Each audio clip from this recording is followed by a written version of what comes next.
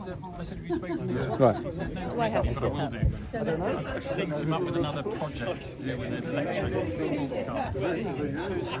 We have met on many occasions. Certainly, I was the editor of Clarion F1 many years ago, when Crichton was around, and all those years ago. I think it's all yes. It's the big thing. Sorry, Nick, I didn't realise that was. Nick, you're going to be here. So hello everybody, how was that for everybody? Great films from local talent, which is what we're all about here, is showcasing local talent. So I've got a pretty big lineup here, and it's open floor for questions and everything, but I just want to say thank you to everybody for being here first. I've got plenty of questions myself, but does somebody want to kick off with a question, anybody? No, it's always a bit nerdy to start with, isn't it? Come on. How long is the bar open for? Oh, the bar's open for ages. So, brilliant films, Richard. Thank you for coming here. I really appreciate it. Yeah,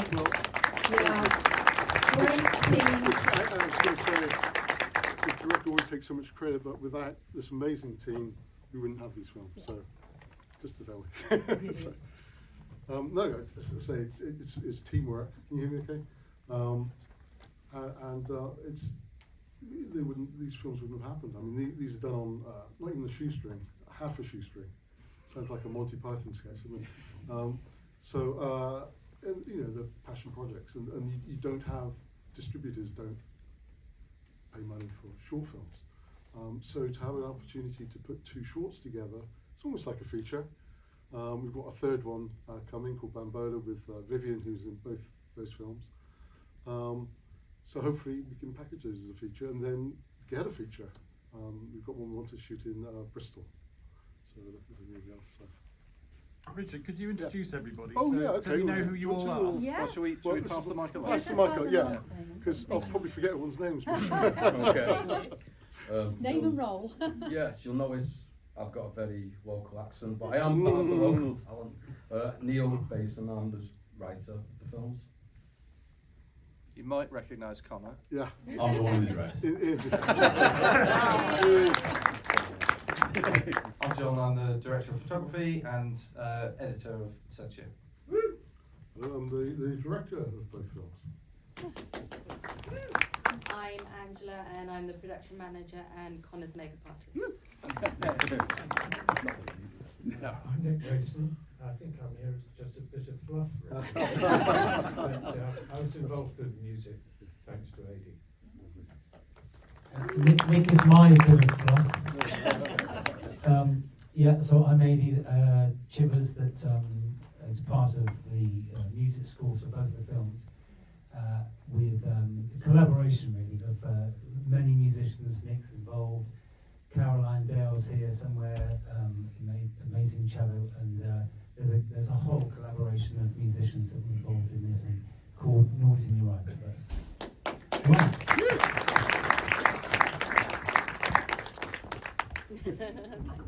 Brilliant. I think we've got a question from Theo now. Theo, did you want to ask your question? I think Anne Wynn's got the microphone. Theo, where are you? I'm up here, guys. I'm He's not up on there. camera. Well, I just thought that those two films were absolutely fantastic. And I guess I just wanted to ask, I'm a part of a uni course, I'm also making a short film. So I was just wondering, what would you say are some elements that come through the production process that might take precedence over certain others? Yeah, I'm just trying to think if I understand. Story. The key to whatever you do when you're making a film, you have big budgets, sometimes massive budgets, not very good story. So if you've got the foundation, it's like having a building. You must spend as much time as you can in development. We shoot the films pretty quickly. John's such a whiz with the camera, he's so good. But yeah, you've got to have a good story, and that all starts with Neil. With creating, I have a few ideas and I give them to Neil, and he crafts these incredible stories and a pleasure to direct and put together.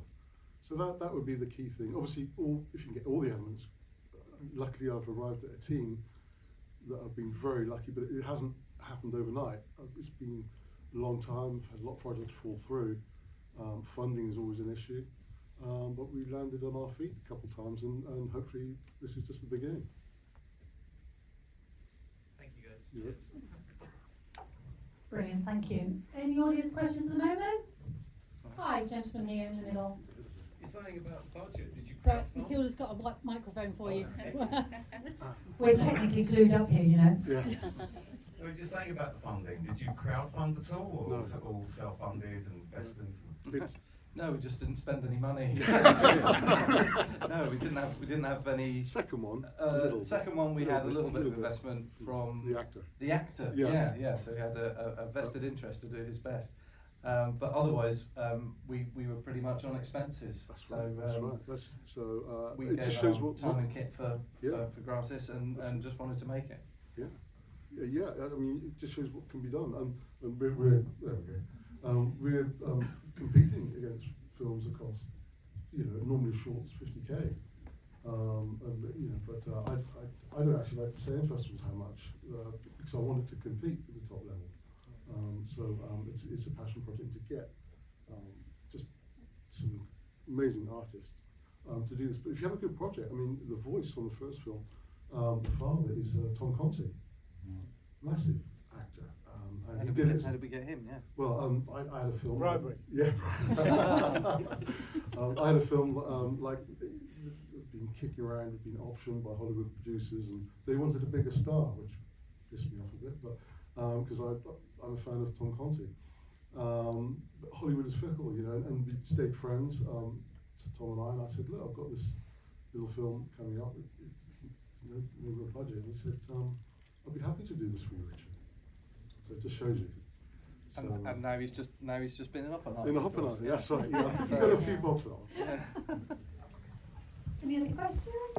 Somebody? Don't at the back. Thanks, Matilda. Oh, yeah. I'll come to you next upstairs. So, let me just say, hats off to you for the grind that this takes. I think it's fantastic. And I also want you to know, what kind of mushrooms were they? Because I've never seen a poisonous mushroom that grew on a tree. No, artistic license a bit there, artistic license, yeah. We didn't expect any mushroom experts. So, we did do a bit of research on that, and in the sketchbook we had some drawings and put implied that they were poisonous. We couldn't find any real poison. That's it. So. There is some available in the foyer on the way. Oh dear, there goes my licence. Gentleman upstairs, thank you. Evening, thank you very much. Really good project this evening, fantastic to see. My question is, between the writer, the DOP, the director, how did you guys collaborate together to bring such, thought-provoking to the screen? So how does each role really tie together for the different perspectives, really? Well, yeah, it's a great question. It's putting together the pieces and actors opposites casting and getting. But with Connor, I'd seen in an audition for this horror film, and it stuck in my mind. And so I parked that and thought, if I have an idea, I want to use them. And then Neil and I have been working on some projects for a little while, some feature projects. Yeah. And so we already had a relationship going, and same with John. We had a project. We had we were lined up to shoot something locally, slightly bigger project, period drama, all that sort of stuff. Yeah. And it got canned the week before we were supposed to film. But Richard and I got on very well during the pre-production for that, and stayed in touch. And he said, "Got this idea." And AD, I'd known for a number of years, and one time he gave me this CD for Noise in Your Eye, and he said, "Oh, have a listen." And this is how long ago it was a CD. And I started listening to it, and I pulled over, and I just listened to the whole thing. I thought it was really cinematic. And again, I had that in my head. So when the idea develops with the writer and you put it all together, all these ideas are in your head. That. What's that? No, it's because of the timing. I'll just get that. Another 50p in the meter. Am I talking too long again? You mentioned noise in your right, it went off. It's your turn, though. Yeah. So I sign language. You talk loud. what was the point? How did you all get together, collaborate? Yeah. I heard you. Okay, good. Okay. I have a question for him, actually. Yeah, go for it. Hello. Oh, yeah. No, Yeah. that doesn't work either. Yeah. So, Yeah, go on, Shaq. Shaq. so film. That was great. Yeah, well, I happen to live in Box, and Richard lives in Box, so we sort of bumped into each other occasionally in the cafe. I brought my pianist with me.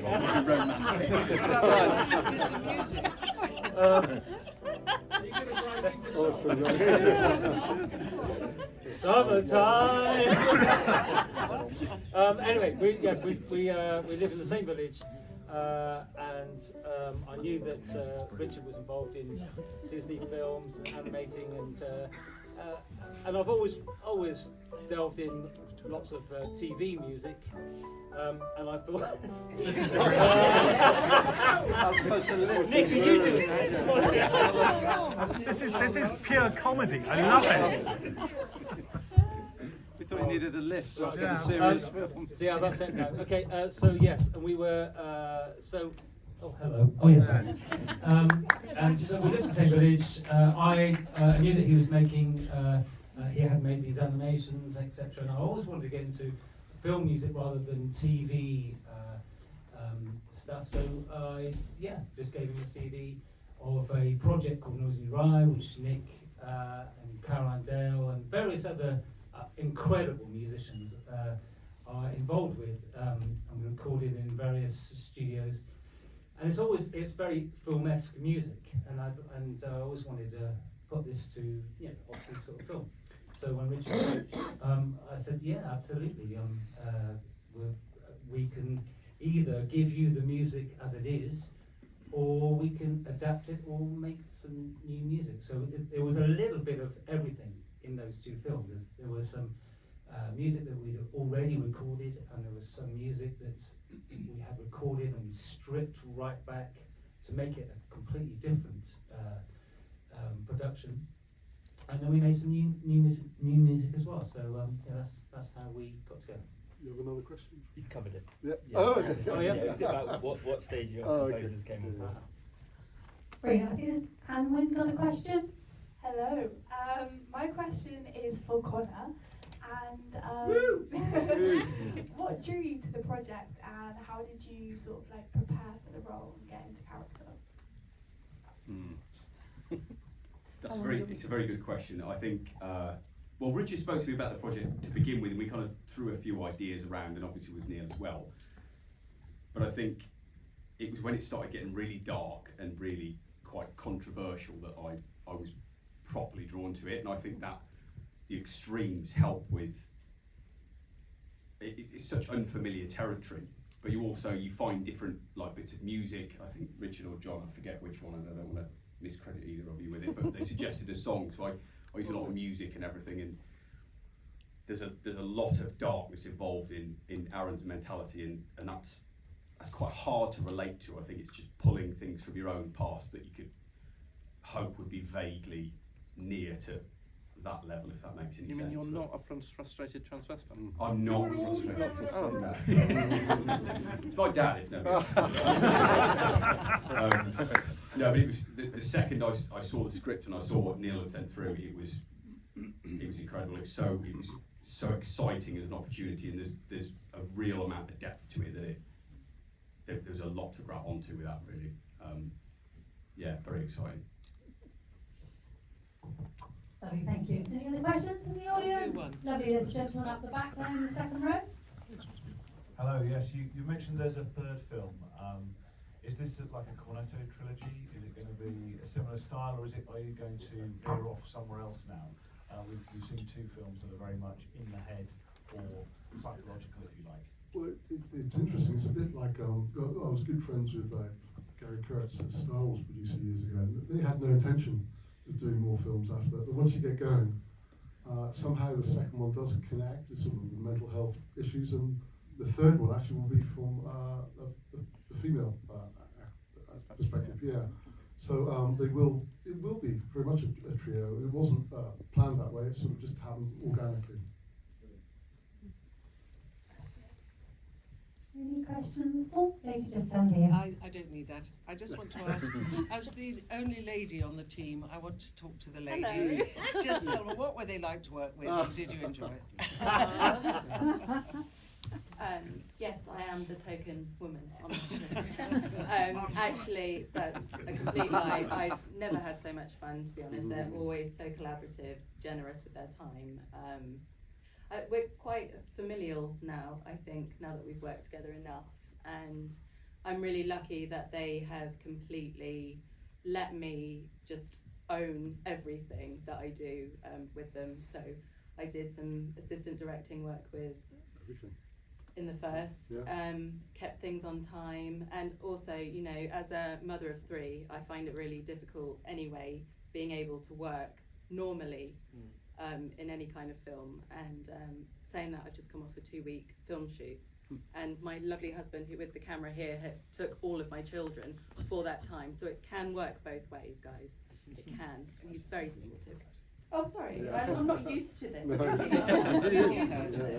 Okay, but honestly, I couldn't have asked for a better group, and the fact that it's now coming to a female perspective, I think that will be really interesting and fun for me personally.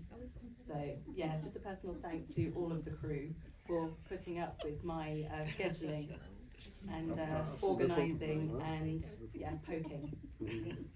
And could you pass it to my husband, because he's the only one who hasn't said anything. Oh, yes. There's a reason for that. No, it was great fun to do, but really interesting to see it, because we didn't do this in the modern way with SMPTE codes and all the rest of it. The music was done and then modified, I guess, for the movie. And it worked brilliantly, I thought. And funnily enough, 50 years ago, that's how we did movies. We worked with a guy called Marlborough Schroeder, and we quite often were sitting in the studio with no visual reference at all, and actually just using a stopwatch. Was the music added after the final edit, or was it done during the process? Well, it was because it fits unbelievably well. It's incredible. It was. It was. Oh, go on. Fighting over the mic, guys. It was. Well, initially, there was little sketches of the music. It was a slight direction for Richard, and then the rushes would come back. And then the process was to start properly, you know, taking apart bits of music. I mean, a lot of it was stripping down existing music, which was mixed to not to film.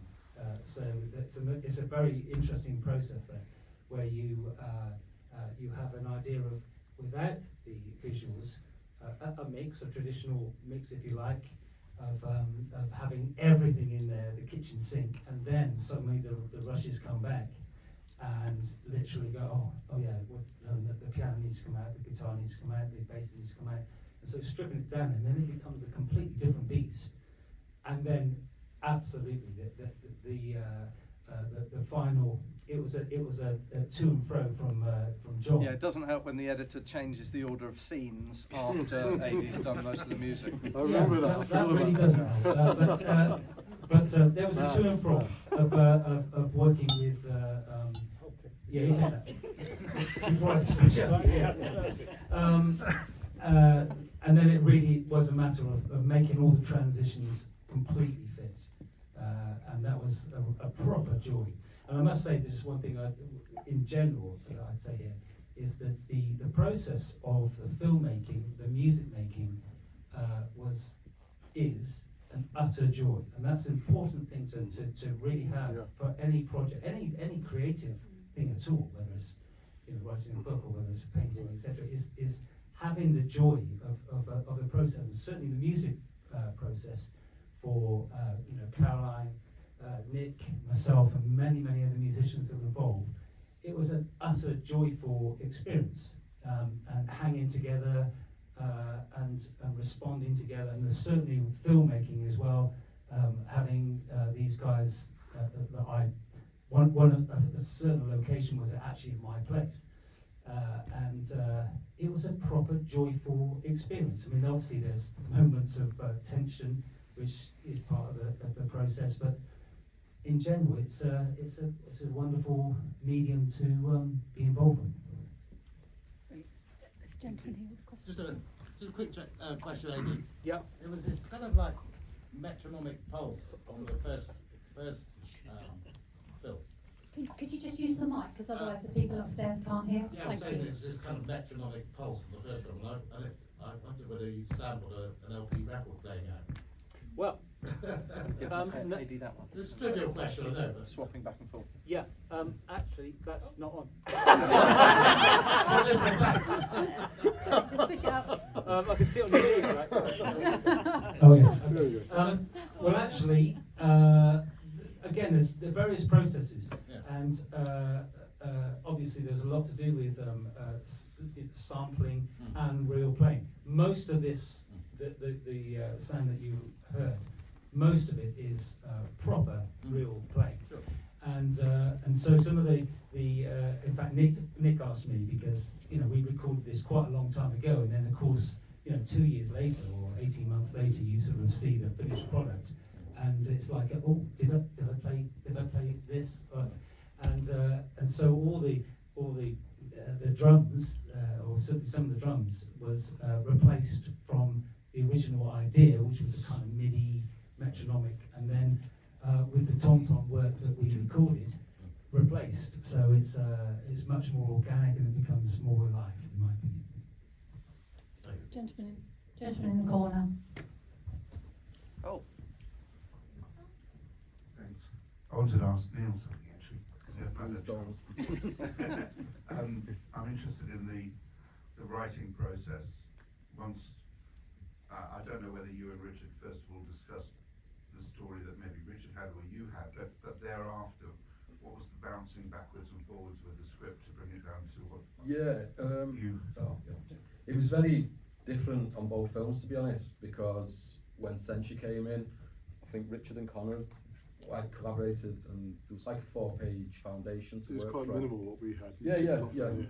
But the foundation was there, and then it was just like, how can I really make Connor's day as bad as it can possibly be? What can I put him through? But for me, Censure started in a kind of classically small way, so it was like little blueprints before I began the draft proper. And throughout, it's constant messages, phone calls, including on the shoot for Censure. I'll be walking into Tesco's and the phone will go on, Richard's like, what's this? Yeah. Yeah. So what are you saying here? What do you mean by this? When Confines was a whole different experience. Confines was like, it almost wasn't written as a story, as a film. It was more, I was writing a monologue for Luke. So I just had loads of fun with Confines. It was great, just giving Luke something he could really get his teeth into. But again, as soon as we get to the shoot, it's a constant collaboration, so I'm just words on the page. What happens is the magic afterwards with these guys. You say I said before, you've got the foundations of the script, which you need, but it is a visual medium, so then when you get to put it together, like if you give it to different directors, you get very different results and very different looks.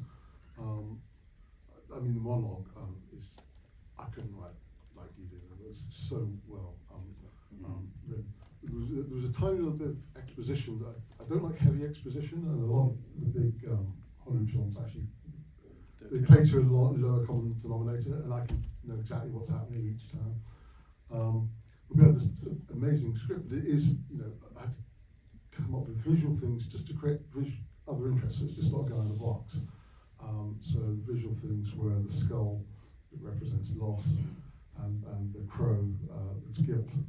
And then there was a bit, I said to Neil, he's beating himself up, in his head. He's blaming himself. And I saw this documentary with called Stats on Netflix. Netflix, and there's a psychiatrist, and he says he's got Parkinson's, and it's with Jonah Hill, and he does these little diagrams to help him. Typically American therapy, but anyway, I live there. So he would draw these mazes, and he'd do these wobbly lines. He'd draw a maze, and then he would draw an arrow right past it. He'd say, most people get stuck here in the maze, you've got to move on. Sounds very simple, but we all get stuck. And so when I said to Neil, I just want another visual idea, and I suggested the maze, and then he fleshed that out. And it just created it, so we weren't just in that box all the time. So in the film, you see him, he escapes to the maze, but he's still stuck.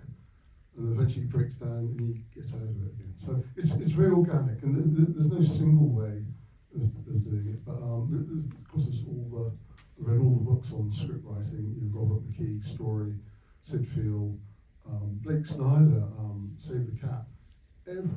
He'll say exactly what page you need to do what to make a blockbuster film. I don't like it. It's a total, but it's why so many Hollywood films are repetitive. And they're learning. Read the same book. Yeah, they've all read the same book. You see, Disney are having issues right now because someone has to create that initial Star Wars, rather than doing all the rehash. I think we've got another question from just behind you, the gentleman there. That's it. Thank you. Thank you. My question was incredibly similar to that one for Neil. So that's been answered. So I'm now going to ask Connor and his very talented makeup artist a question about the scene where you are dressed up, the makeup and the wig and the dress and the high heels. How much it is very easy for that to go into farce or to look too polished and professional. So how did you kind of gauge how you needed to look in those scenes to kind of be convincing and to still be Aaron in those scenes? Didn't shave. Yeah, didn't shave. Yeah, that's a very, very good question. So I think it's kind of, it's very, and it kind of comes on to the earlier question. It's a very strange mix of somehow connecting with that and finding a love for it, so you can feel it a lot in the room. But Andrew's absolutely pivotal in this. I have to say, she was incredible for it, because I would say to her, how would I apply eyeliner? But it couldn't look perfect. It couldn't be like he's done it 1,000 times. He's a bit ashamed. He just looks it up on YouTube kind of thing and just does it. It's a little bit of a hash. It's a really fine line to tread, I think. And yeah, I mean, Andrew's perfect at that. And I have to say, she kind of read for the three other people at the table scene as well, because I always give her credit for that. That I just couldn't have done that kind of thing without her, because it's a lot of directing things into nothingness, really. I don't know if that kind of answers your question, really. But I'll pass on to Ange, because she probably has something to add to that. I mean, it's completely a team effort there. I think Connor didn't really know the first thing about wearing makeup, because he doesn't tend to, and although there's a great culture of people who wear whatever they want these days, which is absolutely amazing, he hadn't had any experience of doing that. So I asked him what the character needed and what the character hid behind, which was the makeup. So I gave him the basics, and honestly, he used all of my makeup. And he was really good. I think he has quite a natural talent, actually. But the way the makeup's completely messed up, it echoes what's going on in his mind at that point. He's not doing it for other people. He's doing it for exactly. him. Yeah. It's for himself, and that's what the film is about. He's completely censored by his family, and he wants to be himself. And I think Connor did an amazing job of translating that into his character. And to be honest, he was a very good person to work with. I really enjoyed reading with you, and it was a first for me. So here's to many more. Yeah. Yeah. Hey, I think we're probably going to have to wind it up now, because we've actually got another film coming in and we need to leave, I'm afraid. But I know the team are really keen to engage with everybody, so I don't think anybody's running away. So they'll be outside in the foyer or in the courtyard. We've even put the heaters on and there's blankets out there. So do please carry on talking. Sorry, I've got to pull it to a close, but otherwise we'll have an army of people not getting to watch their next film. Thank you very much for Thank coming, you. and thank you guys for an amazing film. Thank you.